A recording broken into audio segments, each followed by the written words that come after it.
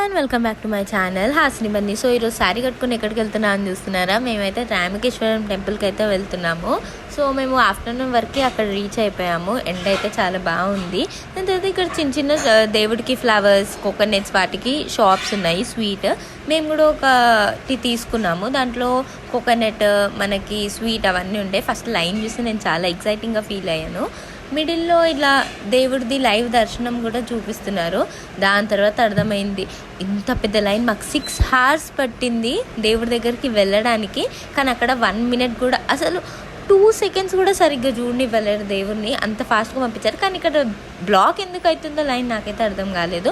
So దాని తర్వాత కొంచెం లోపలికి వచ్చిన తర్వాత ఇంకా దీనికంటే ఎక్కువ వీడియో తీయనియలేరు. సో అక్కడి వరకే తీశాను. దర్శనం అయితే చాలా బాగుంది. టెంపుల్ మాత్రం చాలా అంటే చాలా బాగుంది.